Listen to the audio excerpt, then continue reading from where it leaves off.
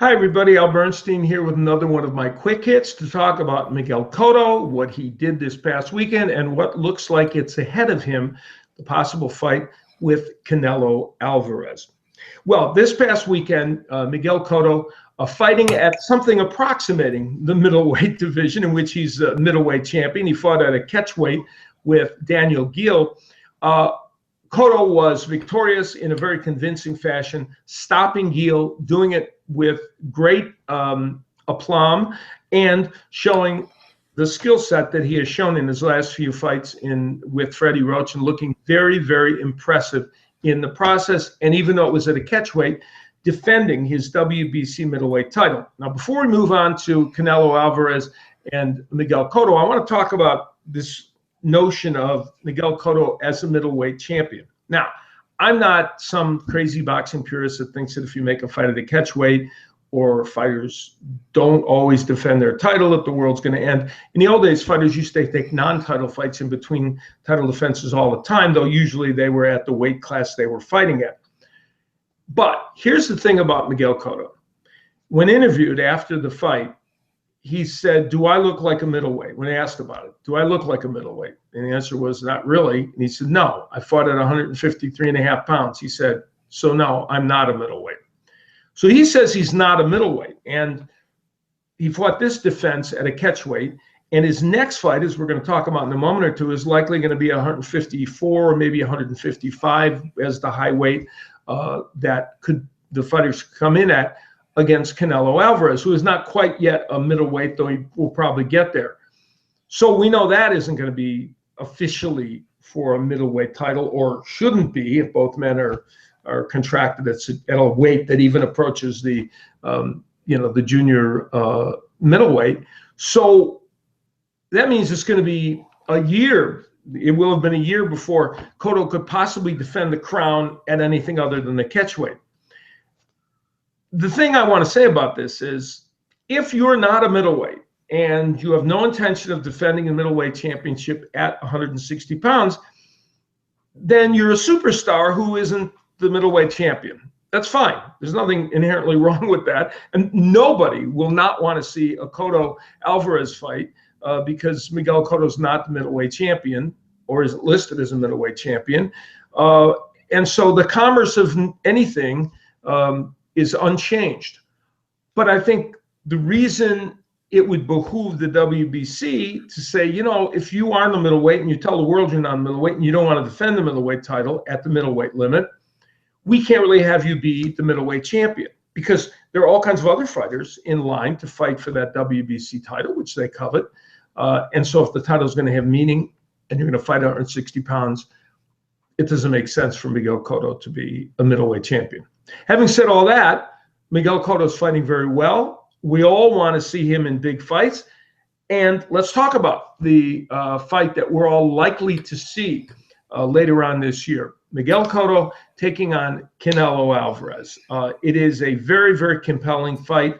A reminder on how Alvarez got to this match.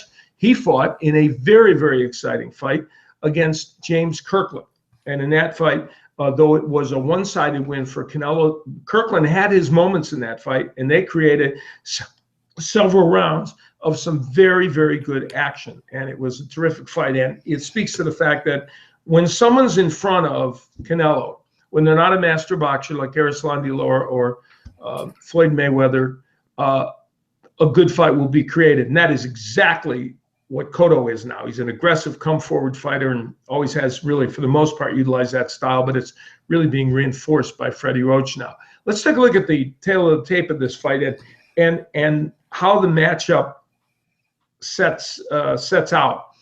Now, the interesting thing is that even though Canelo is a decade younger than Miguel Cotto, we see that he actually has a lot of fights, slightly more activity than Miguel Cotto. That's because Alvarez started very young.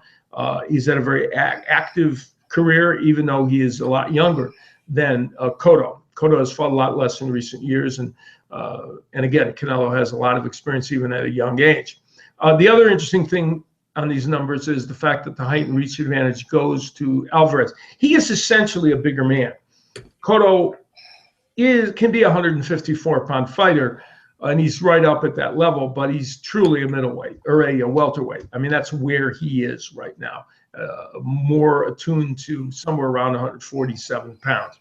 So it'll be a great matchup. I am looking forward to that matchup.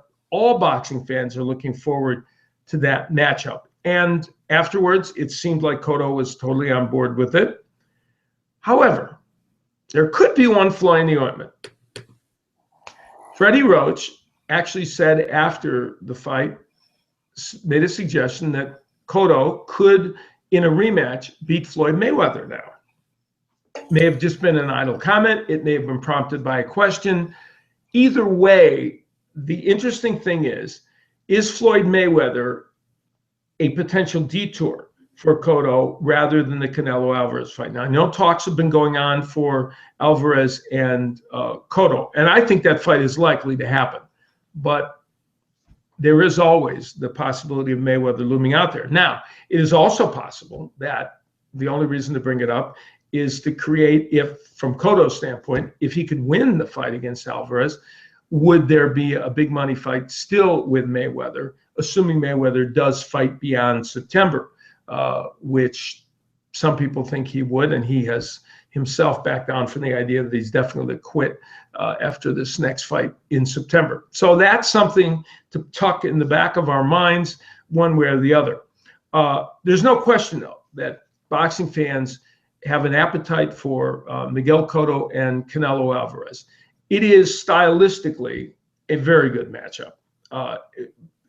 It's an almost can't miss fight in terms of excitement. And as I said, with Canelo Alvarez, when he fights fighters who like to engage, it's always an interesting battle, and he's perfectly willing to fight pretty much anybody. He's demonstrated that in his young career. So we'll look forward to see how the negotiations go in the next weeks and maybe month to come. Much has already been done, I think, to try and make that fight happen. One thing is for sure, Miguel Cotto seems rejuvenated and seems like a fighter who is fighting at the top of his game. And he has credited Freddie Roach with really helping him, whatever the reasons.